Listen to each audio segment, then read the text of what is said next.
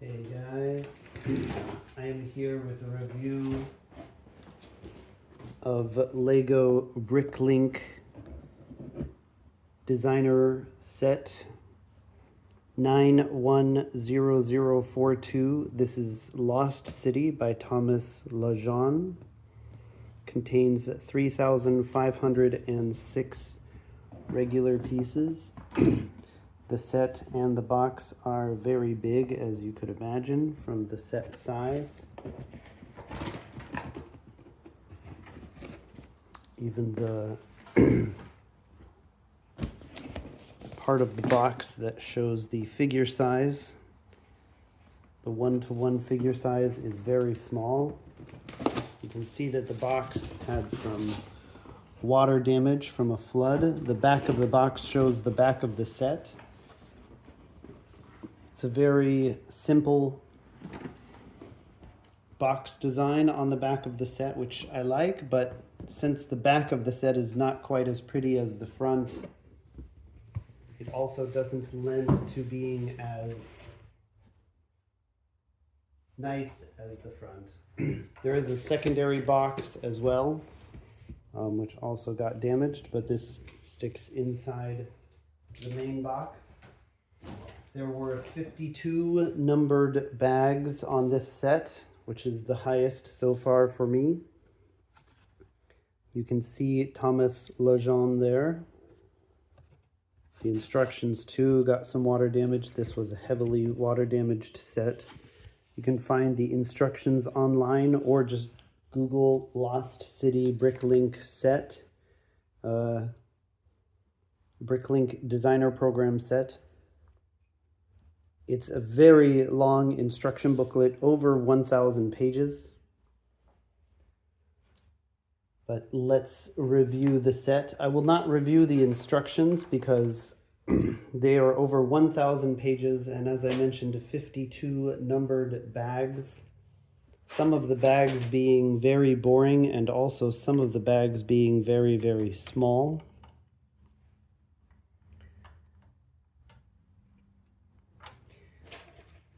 But let's take a look at the extra pieces. So I have the extra pieces here in this box. You can see it is absolutely a massive amount of extra pieces. This piece was supposed to be used, but I didn't realize until bag maybe 30, at which point it's not overturnable. It's one of the reinforcing pieces underneath. It still stays together relatively well. I have moved it around to a few different rooms. We have a teal piece puller, but basically we have well over 100 extra pieces because of the way that they have made the set bags. Each bag contains extra pieces. Not every bag contained exactly one extra piece, which is the entire reason for having extra pieces. But you can see several of these pieces are duplicates. We have maybe almost 10 extra leaves here. We do have 2 extra of these blue water droplets or lights. We have just an immense amount of extra pieces here, almost all in a green-gray color.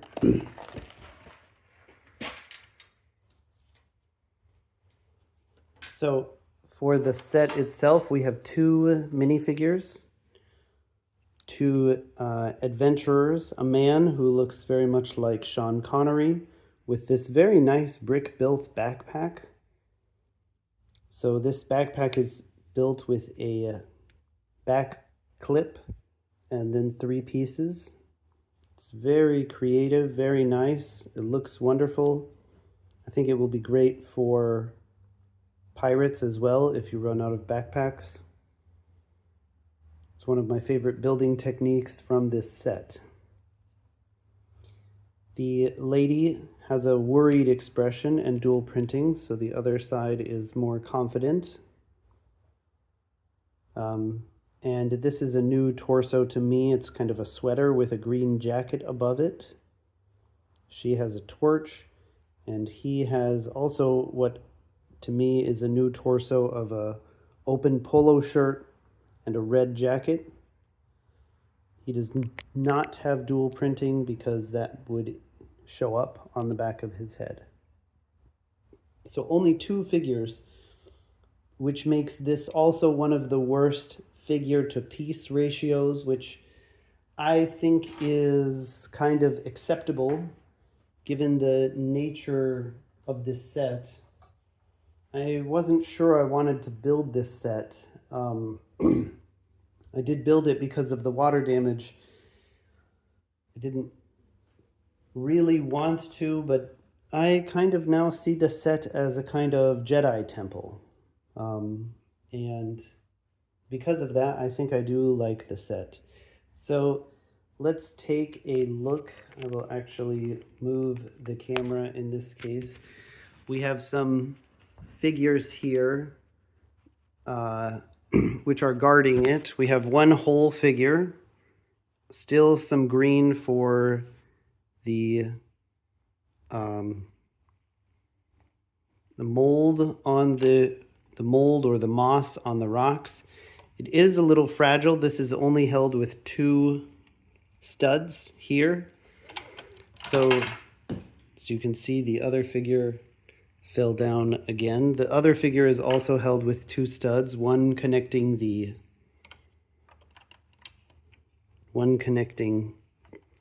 spear and the other one connecting the leg here. And then it is held on using a clip. It is kind of mostly sturdy enough, but it's not very sturdy. Here is the head. There are lots of exposed studs, which I think is okay. But you go up the stairs and there seems to be a pool, is what I imagine that should be.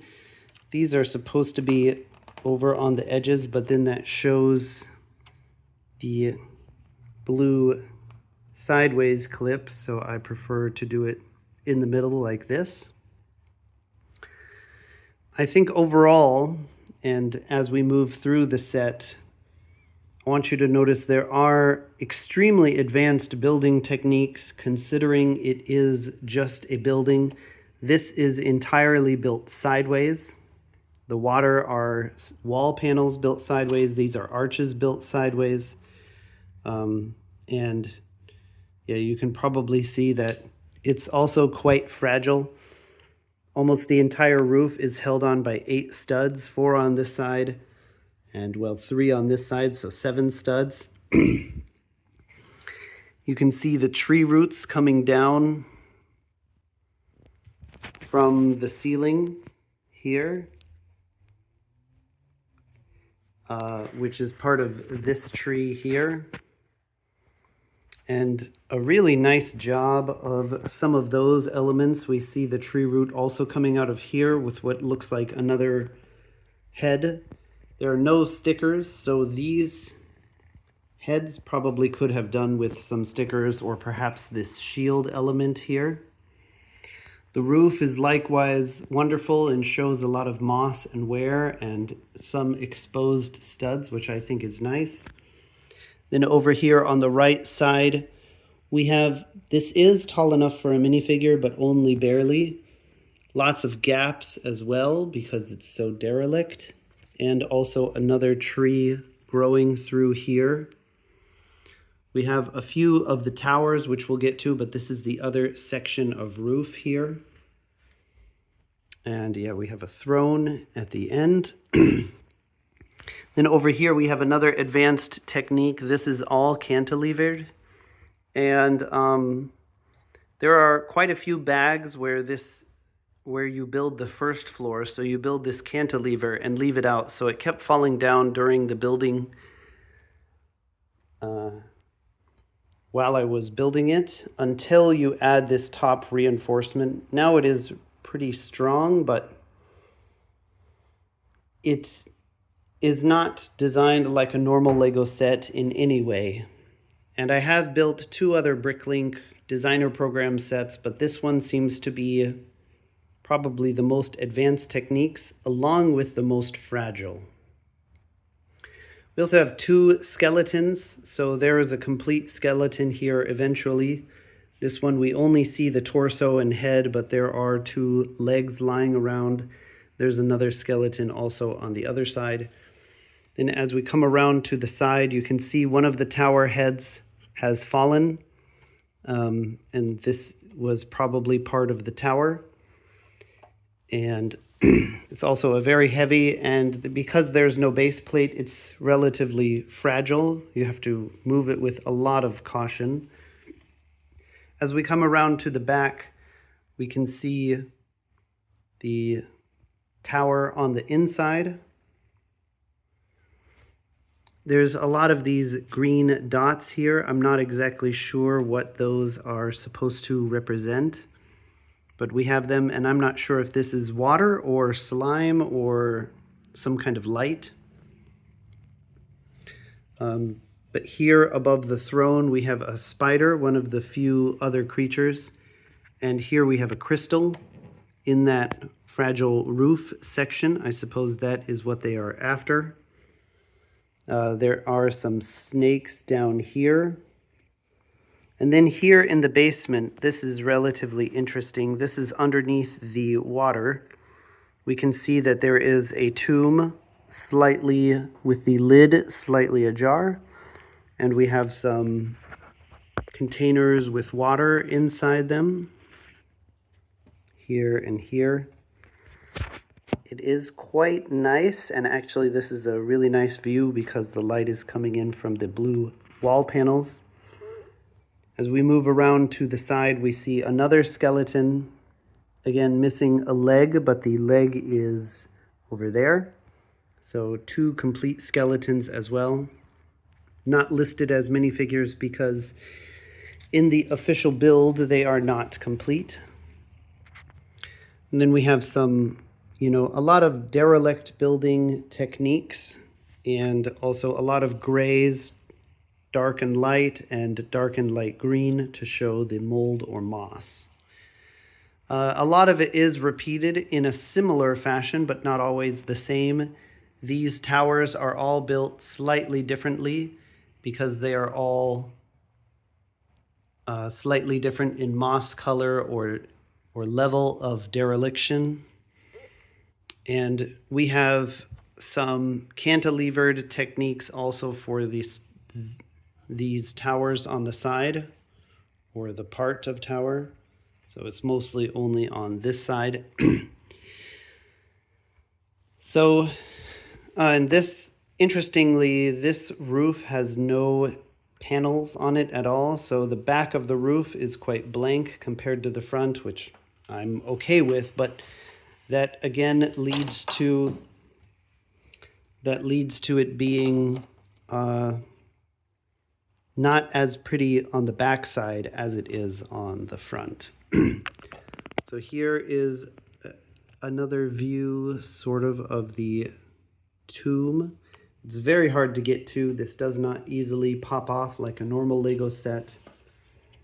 So overall, this set is quite interesting and beautiful, but at the same time, it's very difficult. It was one of the more difficult sets to build. Definitely the highest level of building technique in a regular building that I have had for Lego before. And the piece to price ratio for it was actually pretty good. And it comes with, this is the most extra pieces I have ever seen in a Lego set total.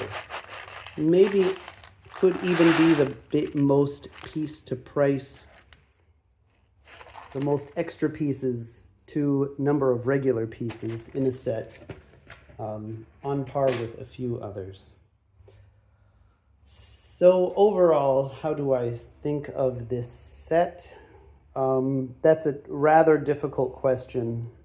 If I think of it like a Lost Jedi Temple, I like it a bit more, but I don't think the set deserves more than a 4 out of 5. It's rather fragile. It will be very impossible to put it back together again.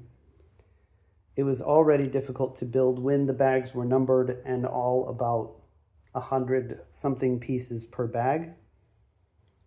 But it also doesn't deserve a 3 out of 5. Some of the building techniques are just astounding, and it really is a beautiful set overall. It's definitely a display piece, but you can also use it as a play set, just not for young kids, because, as I said, if they break it, you will probably be really screwed. So let's give it a 3.5 out of 5. Let me know what you think in the comments, and I will see you guys in the next video. Thanks for watching.